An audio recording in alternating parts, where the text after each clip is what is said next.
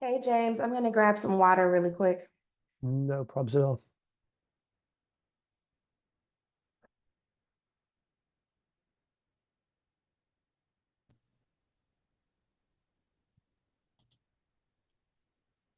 Hey, Lynn. Good morning. How are you? Good. How are you? Doing all right. Feeling ready. Rehearsed last night, so hopefully it'll go okay. And I have a voice this morning. This is good.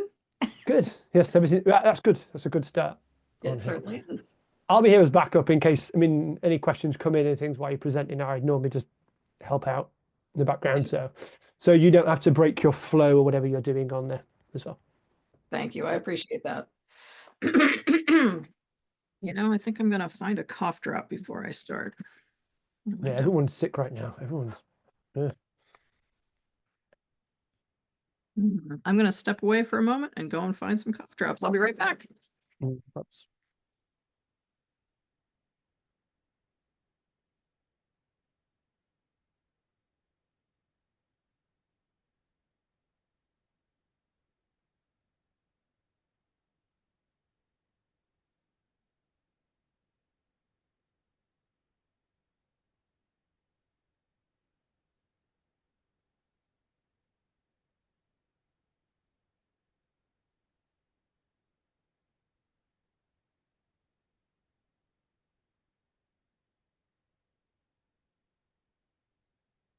All right. Have cough drops. And even better, my husband has taken my cat away, so he won't start howling as soon as I start talking. Do you remember Michael's cat that used to start howling every time he started talking? The cat would wake up and would say, "Oh, it's time to feed me." I No, think my I cat don't. has adopted the same behavior.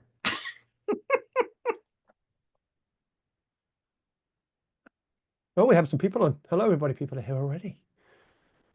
People are early. We like that. Good morning. Has Shara shared our audio yet? Yes, I think so. I Oh, think so. okay. All right. Well, good morning, everybody. Shara has just stepped away. She went to get a drink. Okay. All right.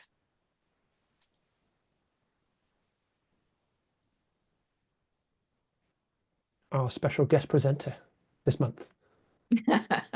I feel special.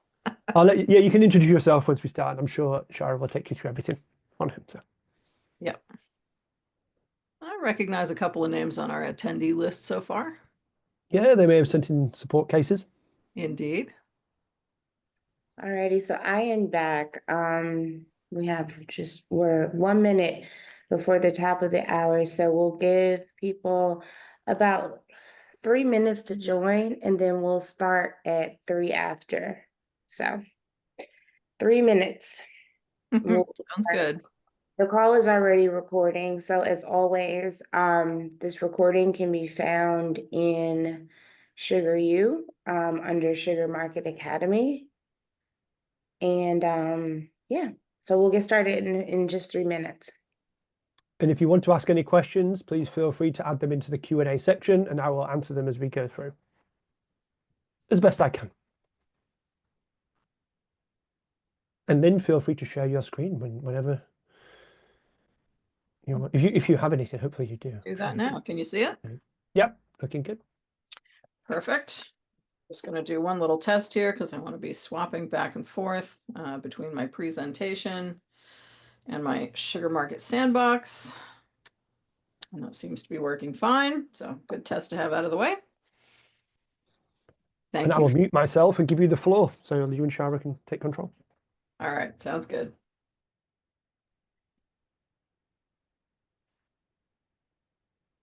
And we'll get started in just 2 minutes.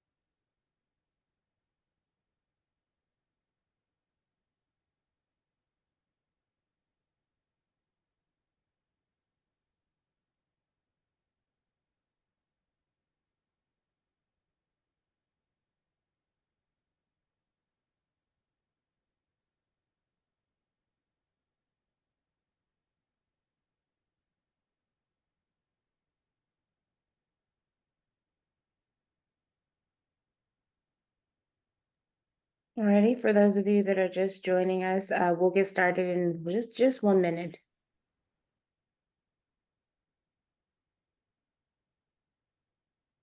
Ready to go. And I see we've got more participants coming on in. The more the merrier.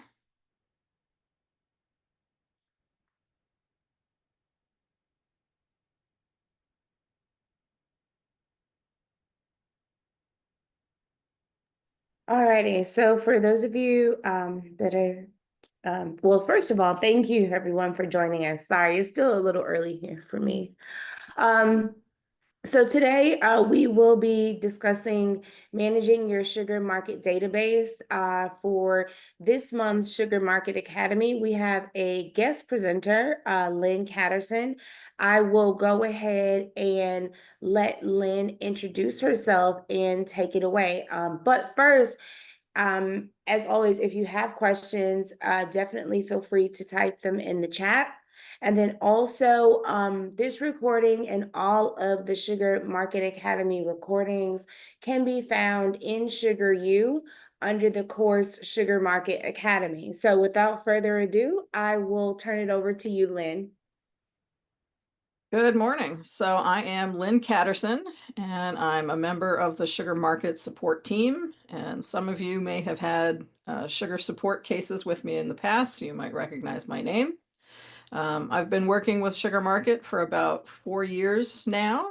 And before that, I supported various Sugar CRM systems, most recently Sugar CRM. On the presentation here, that's me up in the White Mountains, one of my favorite places to go hiking. So that's me. So moving along, let's talk about our agenda today. We have our introductions out of the way, but what we're going to cover is why should we be reviewing our market data? What is considered a deliverable record? Methods to review the leads and contacts in Sugar Market and view the subscription count. Methods to reduce the record count. And then at the end, we'll do a little summary with our takeaways and some additional resources. So diving right in, why should we review Sugar Market data? So the first reason is to ensure that you have good data and that you're marketing to the right leads and contacts. So you've been sending out campaigns and setting up nurtures and all these things. When you are looking at the contacts, are you seeing mail opens, mail clicks, page visits, maybe event registrations, and that kind of thing? That shows that the leads are engaging with your marketing efforts.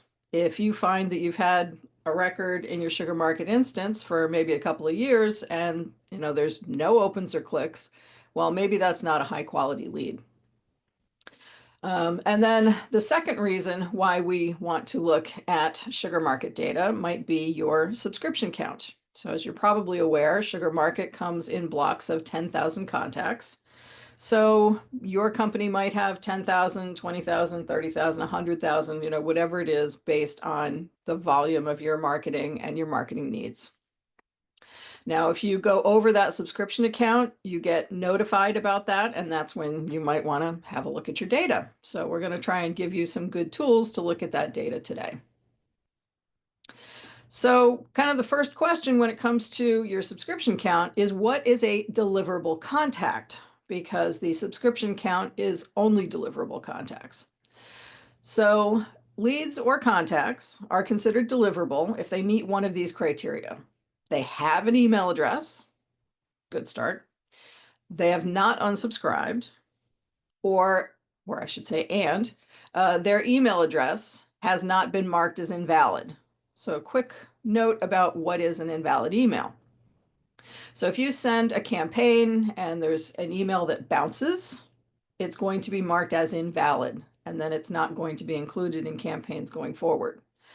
So this is intentional so that you don't have a high bounce rate, and this preserves your email sending domain reputation. Now, there's kind of a difference between a hard and a soft bounce. A hard bounce will be marked invalid immediately. Soft bounces are more kind of temporary conditions, like maybe a full mailbox, and there can be up to 15 soft bounces before an email address will get marked as invalid. So that's certainly a lot more tolerant, shall we say. So coming back to what's deliverable, they have an email address, they're not unsubscribed, and they have not been marked as invalid. So these are considered deliverable, and they are included in the calculation for the Sugar Market subscription account. Not account. All right, so how do we review records in Sugar Market? We're going to be going back and forth between the presentation and the instance to demonstrate some of this. We can see the subscription account in the administration view. There's a standard report, and we're going to talk about how to create a custom report. So this is a good point to switch over into my little sandbox over here. Here we are. So for those of you that are administrators, you should be pretty familiar with coming up here to the profile menu and going into the admin option. So if you have the admin role assigned to you in Sugar Market, you'll have that available to you. And you can see right up the top here, very handy, Sugar Market subscription, your contact usage. You currently have X number of contacts. Now there's not a whole lot in my sandbox. There will probably be a lot more in yours. So that's the first and easiest way to see the subscription account. But we're now going to come down here to analytics on the sidebar. Click that. And we're going to come to this top option of standard reports. Okay, now I happen to have been in contacts last, but if contacts isn't selected, maybe I was, looking at some campaign information or what have you, we definitely want to select contacts. And then you'll see this option here for database size for subscription.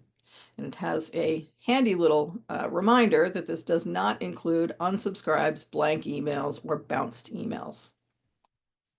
So coming over to the end here, we're going to click on Run, and that will generate, and it came on my other screen, so I'll move that over. So again, this will show us a summary count, your database size for subscription. But that's just a count, probably more helpful to be able to see all of the details, which is when we get into creating a custom report, which is an option here from Analytics. I'm going to pop back to my presentation for a moment and talk a little bit about custom reports. So I am going to go through this live during our webinar, but I wanted to kind of give you a cheat sheet for reference, and you will be getting a copy of this PowerPoint afterwards. So when we create reports, they should be based on a standard view. It's called View Account Contact. And some commonly included fields include the email, the contact ID, which is Sugar Market's unique identifier, first name, last name, Sales Fusion last activity date, and we'll talk a little bit more about that in a moment. The CRM type, is it a lead or a contact? The opt-out value, which means the subscription status. DEL status, which stands for delivery status. The source, where did the record come from? The created date in Sugar Market. The external CRM created date, that's the date it was created in your CRM system, and the ID from whatever your integrated CRM is. So those are pretty common. You can, of course, include others. Now, the filter criteria should include any email that contains @ You think, what are we trying to get to with that? Well, basically, we want any record that has an email, and any valid email has an @ symbol. So that's kind of just a quick and easy way to filter on those emails. So any email that contains @ and where the opt-out is not equal to yes, and the delivery status is not equal to 2, which means invalid. And I've got a little screenshot over here that shows the DEL status with the not so user-friendly, but I'll show you that when we edit this live, it is a little bit more user-friendly. So we're going to go over and create a report in a moment, but I did want to talk a little bit more about the Sales Fusion last activity date. If there are any of you that aren't aware, some of you are pros, I know, and you know all about this, but the Sales Fusion last activity date gets updated with any mail open, mail click, web hit, form submission, page visit, or event registration. So it's a pretty helpful field. It shows if your marketing recipients are interacting with your marketing efforts. And as time goes on, if we, find that there are some records that haven't been interacting with your marketing efforts, or you need to trim your subscription count, we can use some report filters on that field to help us identify which records are interacting or not interacting with your marketing efforts. All right, so this is probably a good point to come back over to our sandbox over here. So we started off by selecting analytics on the sidebar and coming up to custom reports. Now I do have one ready to go, but we want to walk through creating one. So we're going to come up here to the create button, and I'm going to be using the advanced report builder. The data source we mentioned is going to be a standard view, and we're going to be selecting this view account contact. The report type, we said it's going to be tabular so that we can see the results as opposed to just a summary. And then we can give this a report name. So I'm going to call this training, not very, training to subscription report. There we go. I'll try and be slightly original. And I can put in a description here as well. Used in training. And it can be the same or different depending upon your needs. This can be a shared report, and I will put it in my reports folder. You can have all kinds of reports folders for different purposes. So I'm going to go ahead and click on save. So we see the little summary up here. This is our source, our data source, that table, and all that information that we just filled in through the wizard. Now we're on the columns tab, so now we're going to add in our columns. Now we can pick from this list. We can see we've got fields from accounts, contacts, and all that kind of thing. But if we start to type here, well, then we're only going to see records in the available columns list that match this criteria. So we're going to be looking to add the contact's email. We said that we wanted to have the contact ID. So that's it there, the contact's contact ID. The first, by the way, if you don't know this, you probably do, but the first here, contacts is the table, and after it is the field. So let's also add in let's do first name. For those of you that have Sugar CRM, some of you are tempted to use the Sugar CRM field, but in reports, we generally recommend using the Sugar Market fields. And as those sync back and forth, often they're the same, but we generally recommend using the Sugar Market fields. So we'll add in our last name field. And let's put in our source. That will be this one. And our CRM type. Okay, we might as well include the ID from your CRM system. That can be helpful sometimes. That's it there. And I usually like to also show the delivery status. And last but not least, we'll have our Sales Fusion last activity date. So that's this one. And if I want to change this order, if I want to have that higher, I just select it and use my up and down arrows. And you'll notice a little bit later, we're going to be changing the order on that contact ID for another reason. So I'll just kind of call that out now. All right, so I'm going to go ahead and click on save. And I think I included all the ones that I had mentioned. If not, I can easily come back in here and click on add new and select any additional fields that I might need. Now we're going to come over to the filter and we're going to add in our filters. So first off, any field that we have included as a contact is going to show up first. So that's kind of handy. And I'll be able to select email here. And we'll say contains, and we'll put in an @ value. So that's our first criteria. I'm going to add in another one for the opt-out field, which I did not include as a field. So therefore, I'm going to have to scroll down a little bit for that one. Does not equal, yes. And then our delivery status field. When I start to type in DEL, del status, not equal to, And you can see here, we get the user-friendly bounced. Once I click on save, you'll see what it is kind of under the hood. The del status does not equal 2, but when we're editing, we get the more user-friendly version here. Okay, so, but they do mean the same thing. It's just a little bit more user-friendly in the report filtering. All right, so now we have our filter. So our columns and our filter. So let's come up here to run the report. We have a couple of different options here. We can retrieve the record account, and that'll give us a count. That looks just like what we saw in our admin screen and the standard report. But we probably want to see more information. So I'm going to come down here to run preview. You might notice that as I highlight this on the left-hand side, you're seeing up to 2,000 records, up to 2K records. If you have more than that, you can view in Excel. So it'll download to Excel, and that would be up to about 10,000 records. These are not like exactly 10,000. It's kind of an estimate based on the data in the report.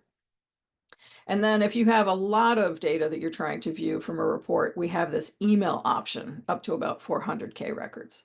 But when I'm building a report, I generally use this run preview because that gives me kind of an idea of what I'm looking at, and I can fine tune my filters before necessarily downloading or emailing it to myself.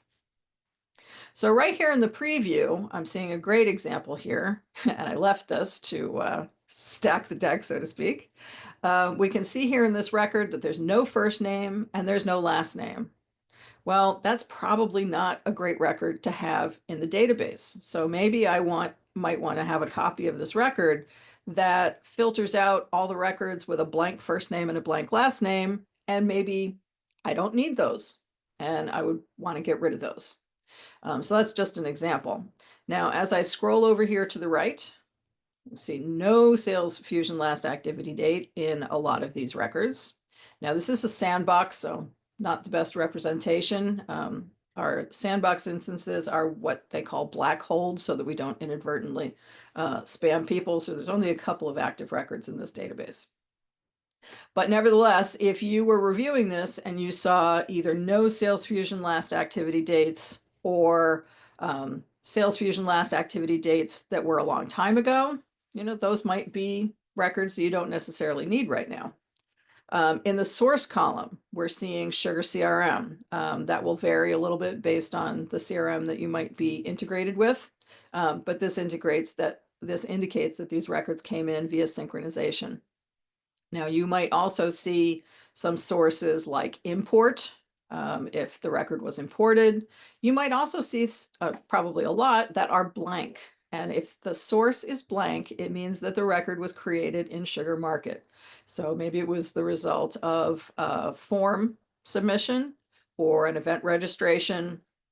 And so it would be blank in those cases. So those are the possibilities that I can think of right there. Now, the CRM type, we're seeing both leads and contacts. We might want to duplicate this report once we're sure we have the filter fine-tuned so that we have a report to look at leads and another one to look at contacts. As we come over here, we'll see that records that came from CRM have IDs. You know, this one doesn't. There's something funky about that I might need to look into. But in general, if a record has come from your CRM system, it will have a corresponding ID in that CRM system. The del status here of 0, that means unverified. 1 means sent. 2 means invalid. So that's what these values are here. So that's kind of how we can view these results.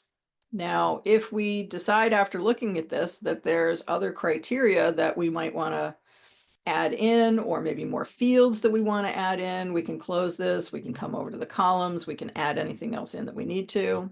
In the filter, I talked about one possibility is we might want to add a filter on the CRM type. So if we wanted to do that, I would come in here and click on and that was one of the fields that I included, so I don't have to go far. Otherwise, I could start to type and the fields that met that criteria would pop into the list. So just to demonstrate that, if I start to type CRM properly, as I continue to type, you'll notice that that list gets shorter. Okay, So let's say we wanted a leads report. So then we'd have our filter just for leads. And then if we run, we can get a record count and we'll see that that's less, and we can preview those. Okay, and see all that good stuff. Hey, Lynn, sorry to interrupt. I Yeah. just wanted, I know James said this earlier, but if you have questions, this is for our attendees. The chat is disabled. I don't know, it's just weird functionality for Zoom.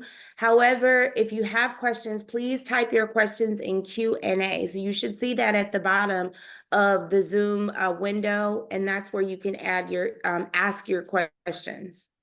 Okay. Very good. Excellent.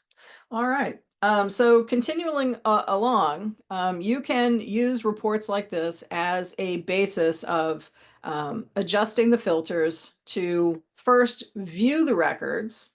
And after you view the records, you might see some things like, the blank names, or some that don't have up-to-date sales fusion last activity dates. And so then based on that, you might want to adjust the filter to identify records that you might choose to get rid of in your Sugar Market database.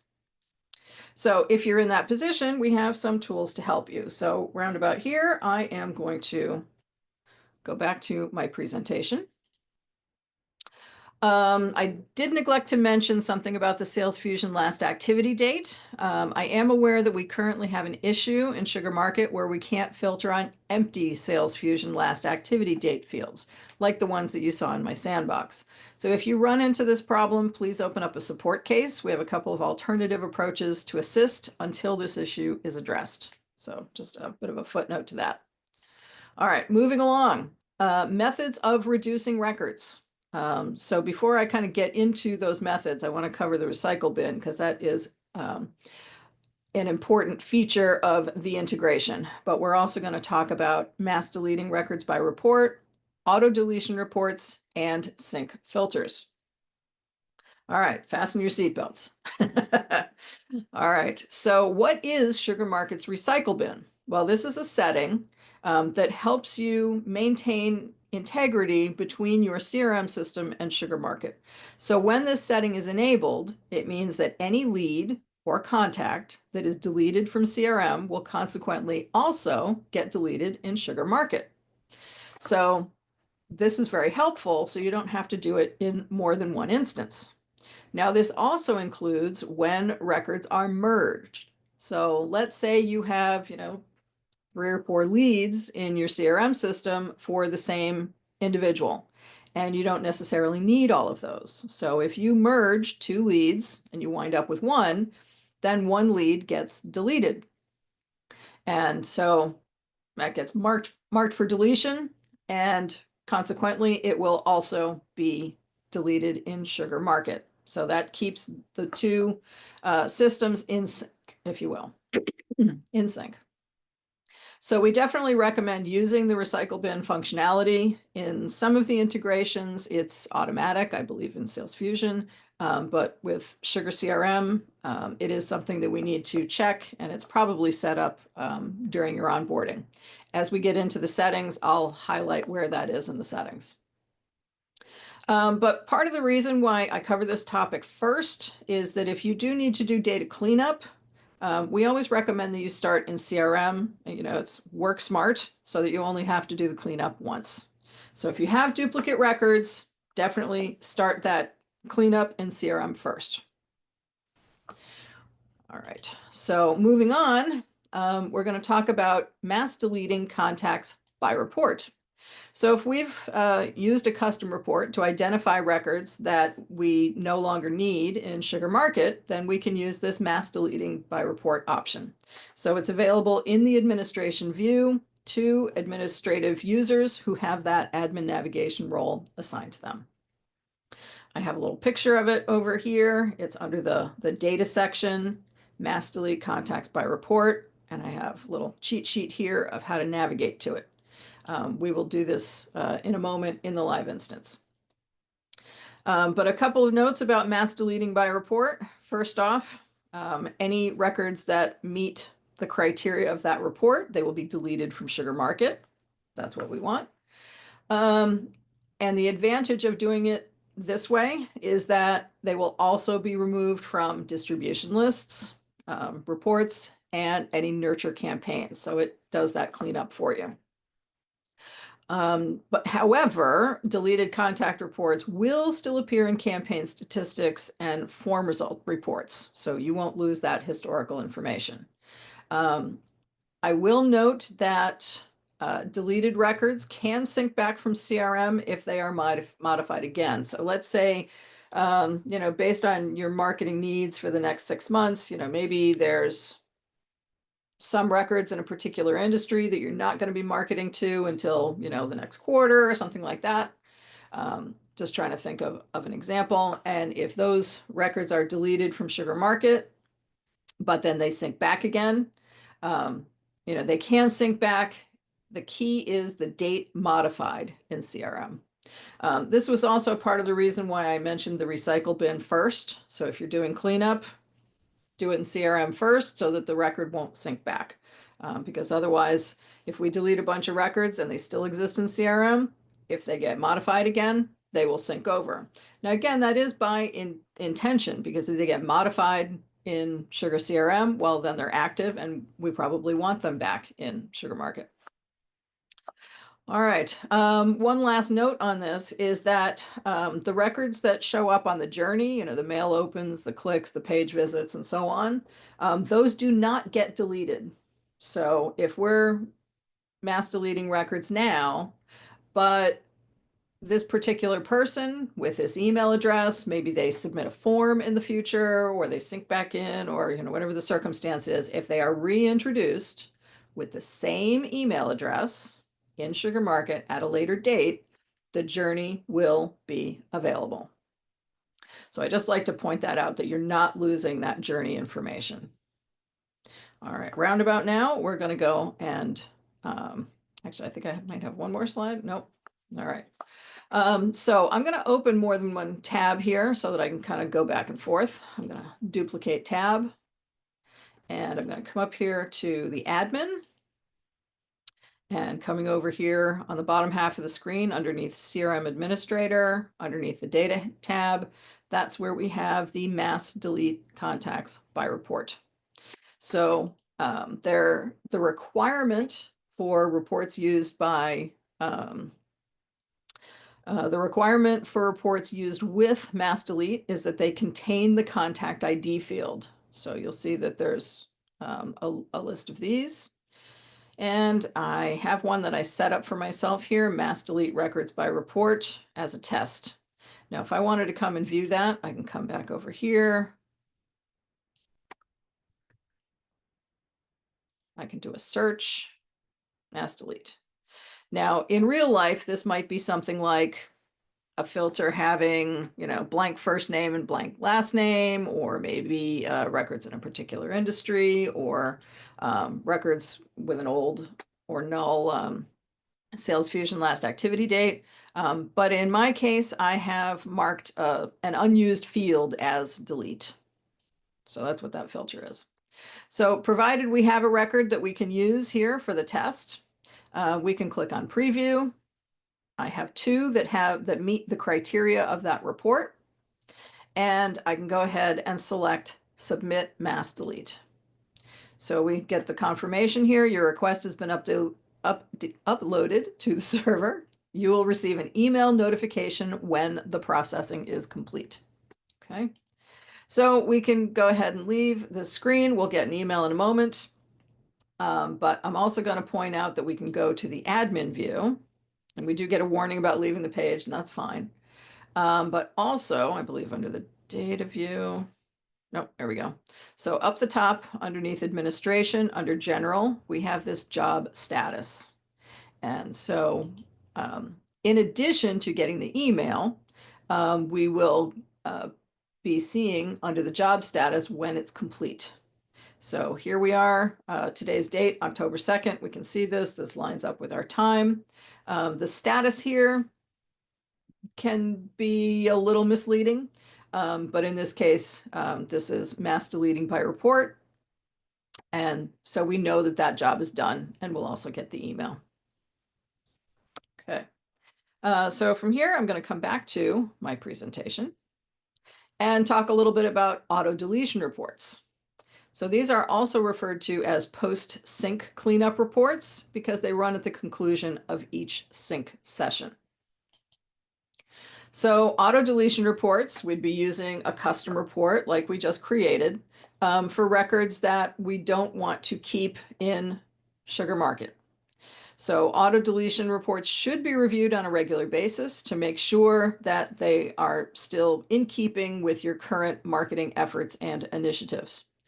Many customers use this to keep the subscription count down. They don't necessarily need all of their Sugar CRM or whatever CRM you're integrated with. They don't necessarily need all of their CRM contacts to be in Sugar Market for their current marketing efforts. Separate reports are used for leads and contact auto deletion reports. So the filter has to reflect that. The filter must have CRM type equals lead for lead reports, or CRM type equals contact for contact auto deletion reports. So again, I've got a little cheat sheet on how to navigate there and a screenshot of what we're looking for. Before we go into our live database to do this, just some other details about auto deletion reports. First off, only reports that meet the prerequisites will be available for deletion, for selection for auto deletion reports. So here are those prerequisites. First off, the report must be created on the standard table view, the view account contacts. That's why I used it in demonstrating our custom report. In fact, many reports in Sugar Market, this is probably the most commonly used source, the view account contacts. The report type must be tabular. And here's the tricky part. The first column in the report has to be that contact ID field. But not only that, the display name must be contact ID case sensitive. Now, we recognize that this is a little bit fussy and has been the source of a number of sugar support cases, Sugar Market support cases. And we do have an ID filed to make the report prerequisites the same for mass delete contacts by report and auto deletion reports. It would be simpler if they both followed the same rules. But nevertheless, I think the original thinking here was we want to be sure that if we're going to be selecting an auto deletion report, we don't want to select something by accident and, accidentally delete too many records. So we do have a couple of hoops to jump through to make sure that the report meets the criteria for an auto deletion report. And as I mentioned, the report filter must include the CRM contact type. So I'm going to come back over here and I'm going to come into the admin. And I'm coming under external connectors. And this option will vary a little bit based on the CRM that you're integrated with. In this sandbox, I'm integrated with Sugar CRM. So that's the option that I'm going to select here. So the settings that we're interested in are under the database integrity section. And as advertised, I'm going to highlight this recycle bin option that we spoke about a little while ago. So the reconciled deleted contact and lead record from CRM. This feature records the deletion of leads and contacts from Sugar CRM and deletes the same records from Sugar Market.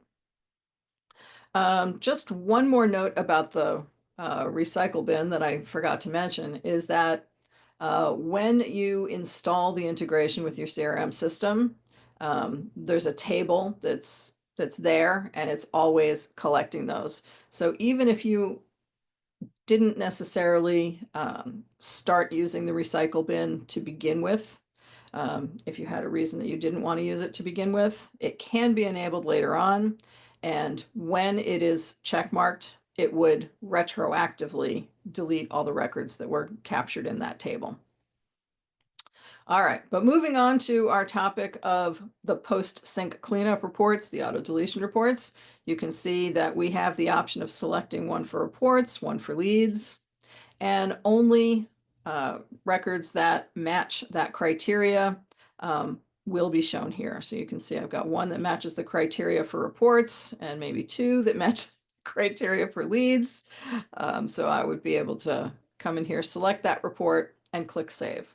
But round about here, I'm going to go back into my report editor because I want to review the criteria that is used that makes these visible. So let's come back over here to the tab with the reports. And this one is my contacts auto deletion report that I created in advance. So here you'll notice that the contact ID field is first. So if it's not first, you can come in here, select that field, move it up and down so that it does have to appear first. And then you'll notice that the display name is contact ID. So what it looked like before, coming over to the kebab menu there and clicking on edit, it looked like this. If I do copy and paste here. So that's what it looks like by default. It matches the column name. But what we need to do is take out the table name, and it is case sensitive. So we need to put a lowercase d. And I do recognize it's fussy. I apologize for that. And then we would click on save. So that's the change that we would need to make. Very good. All right. So coming back over here, we would go ahead and click on save. Let's pop back into our presentation. So we've kind of covered our auto deletion reports, and once that change is saved, that report would be used, and it will run every time the sync runs. So within the last year or so, that sync interval was decreased from roughly every 20 minutes to every 10 minutes. However, as you might know, synchronization times can vary based on the amount of changes that happen in your CRM system, and in fact, how long these post-sync cleanup reports take to run. Our next topic is sync filters. And the sync filters, for customers that have Sugar CRM integration, these sync filters can be configured in the administration view in the user interface. And you can build filters based on accounts, leads, contacts, and opportunities, as shown over here in the screenshot.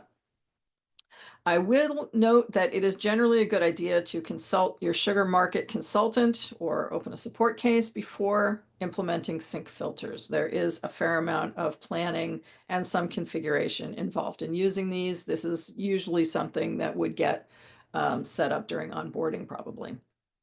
Again, I have a little cheat sheet of how we navigate there. But some additional notes about using sync filters.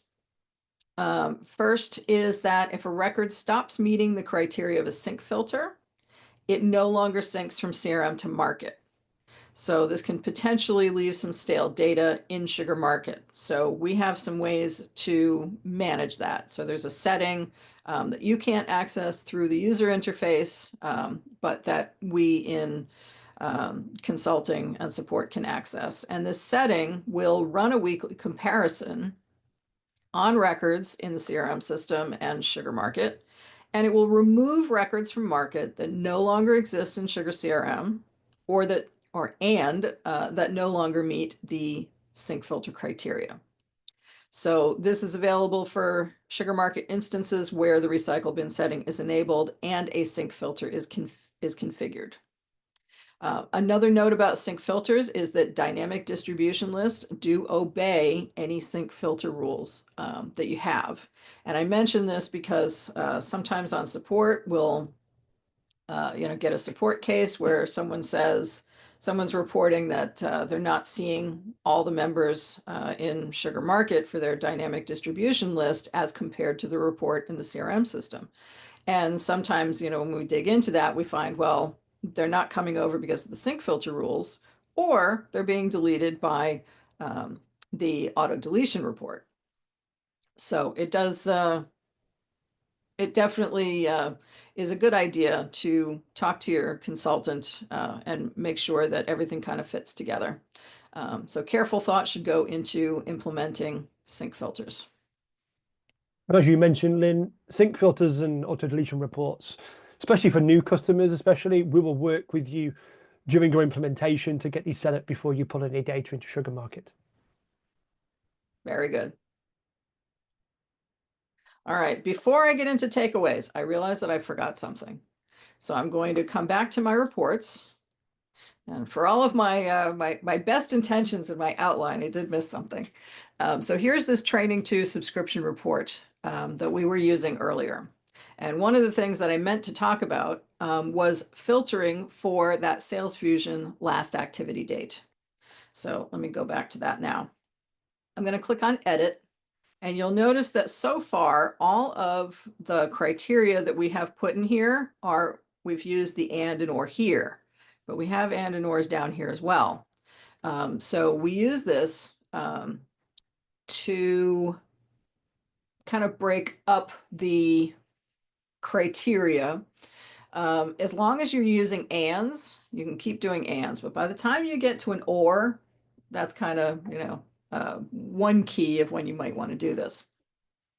But the reason why I'm going to use it in this case is because we might want to have two different criteria here. So in terms of the Sales Fusion last activity date, let's say we wanted to identify all records where the Sales Fusion last activity date were, you know, longer than a year ago, for example. So we would say less than or equals. And for the value here, we have some helpful variables here so that you wouldn't have to come back and edit this every year. You know, maybe last year begin, something like that, but you've got a lot of different choices here. You could also choose a specific date. So if I wanted to come back to, you know, January 1, or if I wanted to navigate back to 2023, January 2021, but you know, I was trying to say January 1st, 2023, and set that there. So that's very good. Now, this is something that we can't currently do, but I want to point it out for the future because really what we should be doing is having an or here. Sales Fusion last activity date is empty. And that's not something that we can do currently. Due to this issue that we have, if we click on save, we're going to see this error, and that is unfortunate at the moment. I'm sure our developers will get to that. But I did want to demonstrate how to do this so that you would know it for the future once that is addressed. Now, coming back to why I use the and is because I got two different criterias here with an or. So these two criteria would be evaluated together. For those of you that might have been algebra nerds or more recently, those of you who are great at Excel formulas, you know that anything that is within parentheses gets processed together. And that's kind of the same thought here. So that after we've got this kind of breaker here, these two things will be processed together and all of the criteria that we have up at the top will be together. So in order here, we would be looking for all of the records where the email contains an at, the opt-out does not equal yes, the delivery status does not equal bounced, and the CRM type equals lead. So find all of those leads and then compare to our next set of criteria, which would be the Sales Fusion last activity date is less than or equals whatever we've chosen, or that the Sales Fusion last activity date is empty. Now, until this gets fixed, if you're running into this problem and you need help getting this to finding a way to achieve this goal, by all means, open up a support account or a support case. We have a couple of different methods that we can use to address this. But I did want to show how to do this here in our training session. So going forward, that's how we would build it. We would have a criteria on the Sales Fusion last activity date that's before a certain date, or it's empty.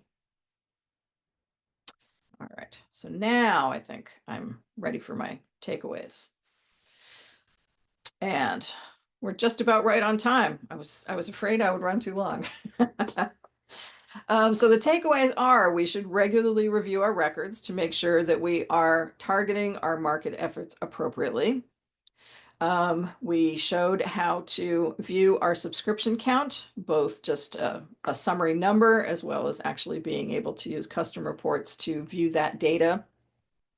And we covered a number of tools that can be used to maintain our data integrity and reduce the leads and contacts in SugarMarket if needed, using mass deleting by report, auto deletion reports, and sync filters. I have some links here to some of the topics that we covered in today's presentation.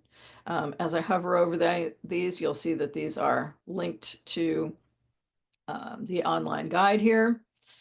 So the recycle bin, mass deleting contacts, auto deletion reports, and sync filters. So some handy links to those. And then in terms of resources, well, obviously we're here to help. So reach out to your SugarMarket consultant, account manager, or CSM. We do have some additional links in here for the SugarMarket connection guides. There's some great resources in Sugar Club. All of these SugarMarket Academy webinars are there, and there's also some quick videos on topics. So that's a great resource. And Sugar University. So I think we're about ready to open it up to questions. Thank you, Lynn. I didn't want to go back. I wanted to go to our last slide there. Okay, I do have a question come through. We could answer this one live if you want, Lynn. Sure, go right ahead. So if a contact is in SugarMarket but no longer appears to be in CRM, if that contact interacts with an email, open click, will they then be pushed back to CRM? Do you want to answer this or shall I? It's your choice. Just thinking through it here. So you have a contact that is in SugarMarket. In SugarMarket, but they're not in CRM. And then they suddenly interact with an open or a click on an email. Would they then automatically be pushed back to CRM? It depends. Now, here's why. So just because a record exists in SugarMarket doesn't, or gets created, shall we say, it doesn't necessarily mean that is going to sync to CRM.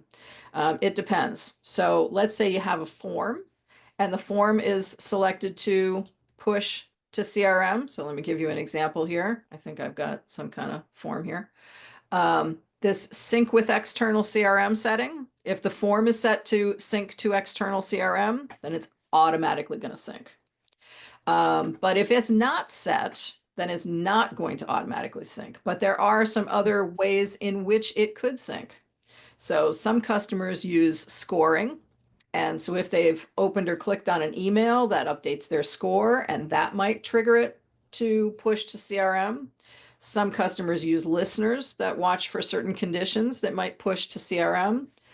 Some customers use rules in here in their forms to add people to nurtures, and the nurtures might have a step to push records to CRM if they've opened or clicked or performed some activity or meet some kind of condition. So it can be a very complicated answer. The simple answer is just by creating a record in SugarMarket, will it sync to CRM? No. There has to be something that makes it sync. Either a form action, a scoring action, a listener, a nurture, something along those lines. Yeah, there has to be what we call like a trigger. That? Yeah, it's what we call like a trigger. So it triggers the push to CRM at that point. So for example, if you have a nurture campaign, the first email you send out, and then you can say, okay, did they open or did they click? And then the next step you can say, okay, if they opened or clicked, then push to CRM at that point on there. Whereas if you didn't have those steps there after the email, if it's just a single email and somebody opened or clicked, then there's no trigger, there's no action to say, all right, now push it to CRM on there. It would have to then be triggered via lead scoring or some other way to make sure that it's pushed through to CRM. But yes, that's correct. Good. Ooh, Any other questions? Another one. If there are sync filters in place, and someone fills out a form, gets added to market, and we have it pushed to CRM, will it create a duplicate or will it match the record in CRM? Records match up based on the email address. So if they come in as a lead and that matches up with a record in CRM based on the email address, it will not create a duplicate. Correct. Sugar Market does not like dupes. It will do its best to not find dupes, won't they?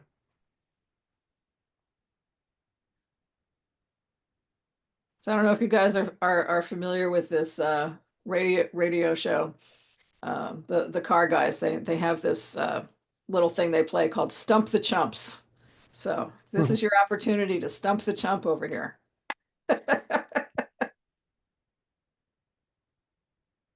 Thank you, Michael. It was a great presentation. I agree. All righty, so do we have more questions? Looks like one just popped up. Is it possible to build a custom report which will show contacts that appear only in Sugar Market and not in CRM? I know. Yeah. Go ahead, Lynn, if you want to. Sure.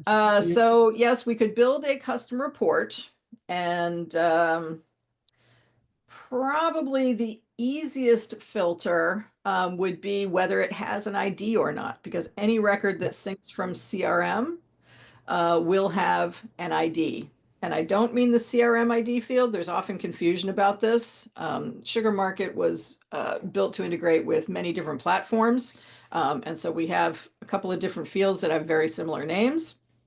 But as I understand it, that CRM ID field is one that has been deprecated. So the field that you want to be looking at is ID, just ID, in the contacts table. So contacts ID. If there's a contacts ID, it exists in your CRM system. If there isn't one, then it does not. James, what do you think about that answer?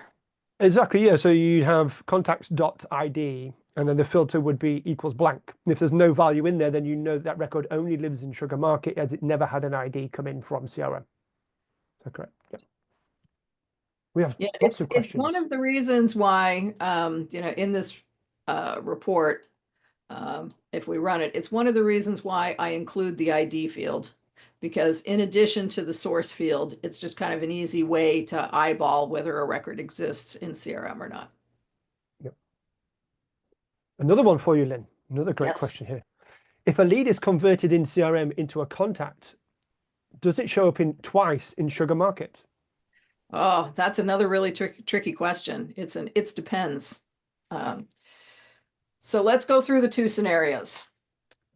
And there are two scenarios. So we have a lead in CRM that gets converted. Now, if there is no contact already existed, so when you convert that lead, you're creating a new contact.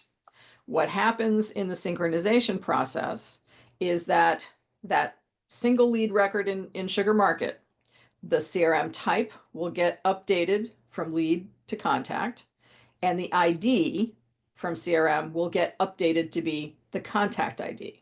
So you would wind up with only one contact record in Sugar Market with the CRM type contact. Where it gets a little more complicated is that if on the lead conversion, the lead, you're converting it to a contact that already exists in CRM and probably Sugar Market. Well, then we can't replace that ID. So in that circumstance, yes, you would wind up with two records in Sugar Market. You'd wind up with the original lead record. It would show converted, and you would wind up with the new contact record. So that's why the answer is it depends. Ideally, we only want to have one lead converted into one contact in there to make sure. Otherwise, we do have Sugar Market syncs through and sees that the ID numbers in CRM are different on there, and that allows it to have dupes if you have two separate records, as Lynn mentioned. So if you're converting a lead into an existing contact, then yes, you can have duplications. And yes, Michael, I do remember Stump the Chump back a long time ago.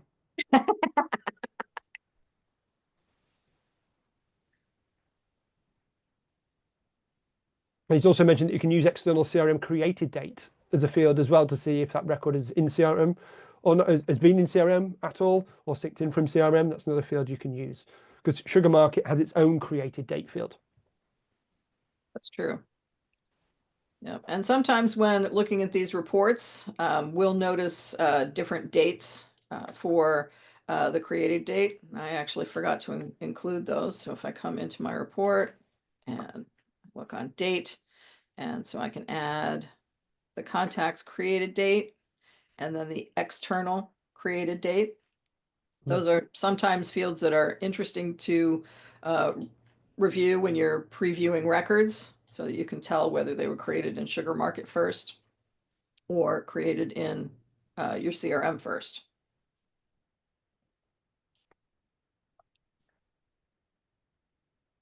Good. Any other To the questions? end of the session. Some good questions. Yeah, thank you all for the questions. I hope that this was helpful going forward. Awesome. Well, thank you so much, Lynn, for being our guest panelist. We will go ahead and add this recording to Sugar U for those that want to listen to it, and for those that have actually missed this session. It's been a great session. Thanks so much, everybody. Have a good day. Thank you. Thank you. Take care. Bye.